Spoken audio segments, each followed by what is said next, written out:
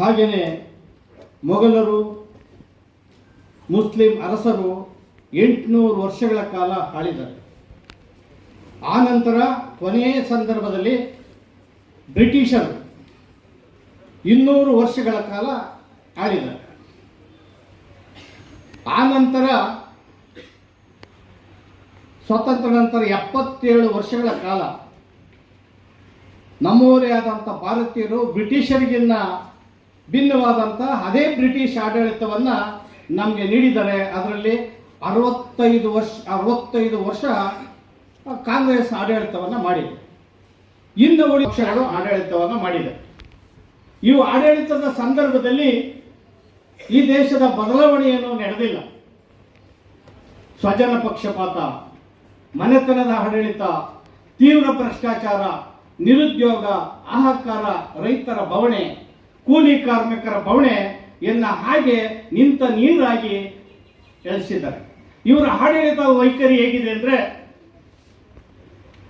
ಈ ದೇಶದ ಆಂತರಿಕ ಉತ್ಪಾದನೆ 298 ಲಕ್ಷ ಕೋಟಿ.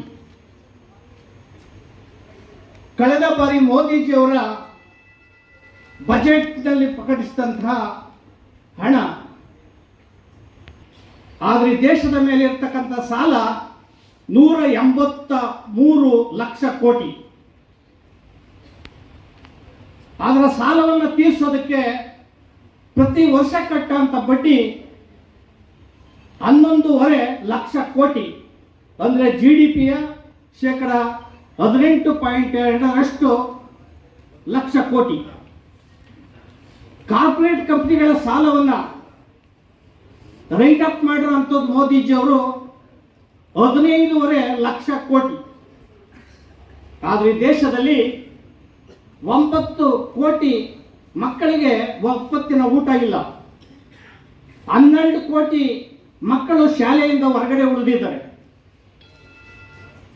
ಅದೇ ಇಲ್ಲಿನ ರಾಜ್ಯ ಸರ್ಕಾರ 6 ಲಕ್ಷಕ್ಕೂ ಹೆಚ್ಚು ಕೋಟಿ ಬಜೆಟ್ ಅನ್ನ ಮಾನ್ಯ ಮುಖ್ಯಮಂತ್ರಿ ಸಿದ್ದರಾಮಯ್ಯ ಅವರ ಸರ್ಕಾರ ಘೋಷಿಸಿದೆ. 5 ಗ್ಯಾರಂಟಿಗಳನ್ನು ಕೊಟ್ಟಿದೆ. ಆದ್ರೆ 5 ಗ್ಯಾರಂಟಿಗೆ ಯಾರು ದುಡ್ಡನ್ನು ಕೊಟ್ಟಿದ್ದಂದ್ರೆ SC ST TS ನಲ್ಲಿ ಪರಿಶಿಷ್ಟ ಜಾತಿ ಪರಿಶಿಷ್ಟ ವರ್ಗಗಳ 25,000 ಕೋಟಿ ಹಣವನ್ನ ಆ 5 ಗ್ಯಾರಂಟಿಗೆ ಹಾಕಿ 5 ಗ್ಯಾರಂಟಿ ಕೊಟ್ಟಿದ್ದೀನಿ ಅಂತ ಹೇಳ್ತಿದ್ರು. ಇದು ಈ ದೇಶ, ಈ ರಾಜ್ಯದ ವೈಖರಿ. ಆ ಕಾರಣದಿಂದ ನಾವು ಈ ದೇಶದಲ್ಲಿ ಅಥವಾ ಈ ರಾಜ್ಯದಲ್ಲಿ ಒಂದು ರಾಜಕೀಯ ಪರ್ವವನ್ನ ಅಥವಾ ಈ ಬ್ರಿಟಿಷ್ ಮಾದರಿ ಆಡಳಿತವನ್ನೇ ಕೊಡ್ತಾ ಇದ್ದಾರೆ. ಈ ಆಡಳಿತವನ್ನು ನಾವು ಮಾಡಬೇಕು, ಜನರನ್ನ ಪರಿವರ್ತನೆ ಮಾಡಬೇಕು, ಮತದಾರರನ್ನ ಪರಿವರ್ತನೆ ಮಾಡಬೇಕು, ಹಣ ಹೆಂಡಕ್ಕೆ ಮಾರುವಾಗಿ ಮತವನ್ನು ಹಾಕಿ ಈ ದೇಶವನ್ನ ಆಳುಗೆಡುವಂತಹ ಒಂದು ನೆಲೆಯಿಂದ ಹೊರಗಡೆ ತರಬೇಕು ಅಂತ ಹೇಳಿ ಅನೇಕ ಜನರು ಹೋರಾಟವನ್ನು ಮಾಡಿದರೆ. ಸಂದರ್ಭದಲ್ಲಿ ಕಾಂಚೀರಾಮರನ್ನು ನೆನೆಸ್ತೇನೆ, ಪ್ರೊಫೆಸರ್ ಬಿ ಕೃಷ್ಣಪ್ಪನವ್ರು ನೆನೆಸ್ತೇನೆ, ಪ್ರೊಫೆಸರ್ ನಂಜುಂಡಸ್ವಾಮಿ ಅವ್ರು ನೆನೆಸ್ತೇನೆ. ಇನ್ನೇ ಅನೇಕ ಮಾಂದ್ರಿಯರು ಹೋರಾಟಗಳನ್ನು ಮಾಡಿದ್ದಾರೆ. ನಾವು ಕೂಡ ಅನೇಕ ಸಮಕಾಲೀನರು ಇಲ್ಲೆಲ್ಲ ನೆರೆದಿದ್ದೇವೆ. ಅವರಲ್ಲಿ ನಾನು ಅತ್ಯಂತ ವಿನೀತ ಮನವಿ ಮಾಡೋದು ಅಂತ ಹೇಳಿದ್ರೆ, ಯಾವುದೇ ತಮ್ಮ ಸಮಿತಿಗಳನ್ನು ಅಥವಾ ಪಕ್ಷಗಳನ್ನು ಬಿಡಿಯಾಗಿ ಗಟ್ಟಿಪಡಿಸೋಕ್ಕೋಸ್ಕರ ಮಾಡೋದು ಸರಿಯಲ್ಲ. ಅತ್ಯಂತ ಪ್ರಾಮಾಣಿಕವಾಗಿ ಈ ಹೋರಾಟ ಮುಂದಕ್ಕೆ ಹೋಗಲಿ. ಅದರಲ್ಲೂ ಕೂಡ ನಾನು ನನ್ನ ಪ್ರಾಮಾಣಿಕತೆಯಿಂದ ನಾನು ಕೂಡ ನಿಮ್ಮೊಟ್ಟಿಗೆ ಪಾಲ್ಗೊಳ್ತೀನಿ ಒಬ್ಬನಾಗಿ ಅಂತ ಹೇಳೋದ್ರ ಮೂಲಕ ನಾವಾದರೂ ಕೂಡ ಈ ರಾಜ್ಯದಲ್ಲಿ ಒಂದು ಹೊಸ ಪರ್ವವನ್ನು ಪ್ರಾರಂಭಿಸೋಣ. ಇದು ಪರ್ವಕಾಲ, ಅತ್ಯಂತ ಸನ್ನಿಹಿತವಾದಂಥ ಕಾಲ. ಬಾಬಾ ಸಾಹೇಬ್ ಅಂಬೇಡ್ಕರ್ ಅವರು ಹೇಳ್ತಿದ್ರು, ನನ್ನ ಜನ ಆಳುವ ವರ್ಗಗಳಾಗಬೇಕು, ಈ ದೇಶ ಪ್ರಬುದ್ಧ ರಾಷ್ಟ್ರ ಆಗಬೇಕು. Go and write in on our wall, you shall be the rulers of India independent. ನಿಮ್ಮ ಮನೆಯ ಗೋಡೆ ಮೇಲೆ ಬರ್ಕೊಳ್ಳಿ, ನೀವು ಆಳುವುದಕ್ಕೋಸ್ಕರ ಹುಟ್ಟಿದ್ದೀರಿ ಅಂತೇಳಿ ಅತ್ಯಂತ ಭರವಸೆಯಿಂದ ಅಂತಹ ಅನೇಕ ಶಾಲೆಗಳಿಂದ ಮಾಂದ್ರಿಯರು ಕನಸನ್ನು ಕಂಡಿದ್ದಾರೆ. ಆ ಕನಸನ್ನು ಸಾಕಾರಗೊಳಿಸೋದಕ್ಕೆ ನಾವೆಲ್ಲನೂ ಕೂಡ ಹೋರಾಟ ಮಾಡಬೇಕು. ಆ ಬದ್ಧತೆ ನಮ್ಮಲ್ಲಿರಬೇಕು. ಆಮೇಲೆ ಜೊತೆಗೆ ನಾವು ಹೊಸ ಪೀಳಿಗೆಗೆ, ನಮ್ಮ ಹಿಂದಿನ ಪೀಳಿಗೆಗೆ ಒಂದು ಒಳ್ಳೆ ಹೆಜ್ಜೆ ಗುರುತುಗಳನ್ನು ಮೂಡಿಸೋಣ. ಒಬ್ಬರು ಅವ್ರವ್ರ ಮುಖಗಳನ್ನು ನೋಡ್ಕೊಳ್ಳೋ ರೀತಿಯಲ್ಲಿ ನಾವು ಮುಂದಕ್ಕೆ ಹೋಗೋಣ. ಯಾವುದು ವೈಷಮ್ಯ ದ್ವೇಷಗಳನ್ನ ಇಡೋದು ಬೇಡ. ನಮ್ಮ ವೈರಿಗಳು ಯಾರು ಅನ್ನೋದು ಗುರುತಿಸ್ಕೋಬೇಕು. ಈ ದೇಶದ ವೈರಿಗಳು ಯಾರು ಅಂತ ಗುರುತಿಸ್ಕೋಬೇಕು.